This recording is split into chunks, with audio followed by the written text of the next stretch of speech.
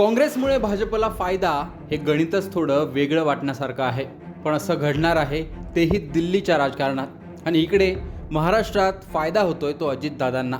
कसं ते या व्हिडिओत पाहूया। तर नुकत्याच पार पडलेल्या लोकसभा निवडणुकीत काँग्रेसने 99 जागा जिंकत 2019च्या तुलनेत दुप्पट खासदार निवडून आणले। 10 वर्षांपासून विरोधी पक्षनेता नसलेल्या लोकसभेत राहुल गांधींना विरोधी पक्षनेतेपदही मिळालं। मात्र लोकसभेत वाढलेल्या संख्याबळाचा आता काँग्रेसला राज्यसभेमध्ये मात्र तोटा होताना दिसत आहे। त्याचं कारण म्हणजे काँग्रेसच्या अनेक राज्यसभा सदस्यांनी लोकसभेची निवडणूक लढवली होती, त्यापैकी अनेकांनी विजयही मिळवला होता। त्यामुळे आता राज्यसभेच्या सदस्यत्वाचा राजीनामा त्यांना द्यावा लागला। त्याचाच परिणाम झाला, काँग्रेसचं राज्यसभेतलं संख्याबळ घटलं आहे। याचा फायदा आता भाजपला होणार आहे, कारण रिक्त झालेल्या जागांवर आपले उमेदवार निवडून आणण्यासाठी आवश्यक संख्याबळ काँग्रेसकडे नाहीये। या जागांवर भाजपचे उमेदवार निवडून येण्याची शक्यता अधिक आहे। उदाहरण द्यायचं झाल्यास हरियाणामध्ये काँग्रेसच्या राज्यसभा खासदाराने राजीनामा दिला, पण तिथे भाजपचा खासदार निवडून येणार आहे। राज्यसभेच्या 12 जागांसाठी निवडणूक जाहीर झालेली आहे। यात महाराष्ट्र, बिहार, आसाम येथील प्रत्येकी 2 आणि हरियाणा, राजस्थान, तेलंगणा, ओडिशा आणि त्रिपुरामधील प्रत्येकी 1 अशा 12 जागांचा समावेश आहे। तसेच या निवडणुकीच्या संभाव्य निकालाचं चित्रही स्पष्ट झालेलं आहे। यातील तेलंगणा सोडता आणि बिहारची 1 जागा सोडता 10 जागांवर भाजप आणि एनडीएचे उमेदवार जिंकणार आहेत अशी शक्यता वर्तवली जाते।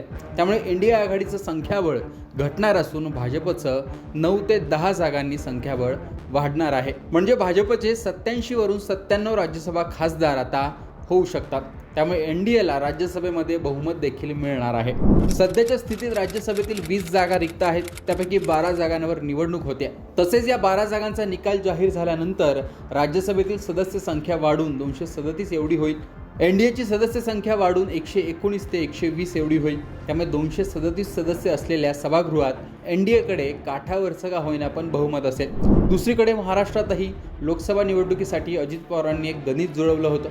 साताऱ्याची जागा राष्ट्रवादी अजित पवारांना हवी होती, पण उदयनराजेंसाठी भाजपने ती जागा आपल्याकडे घेतली आणि बदल्यात उदयनराजेंची राज्यसभेची जागा अजितदादांनी आपल्याकडे घेतली।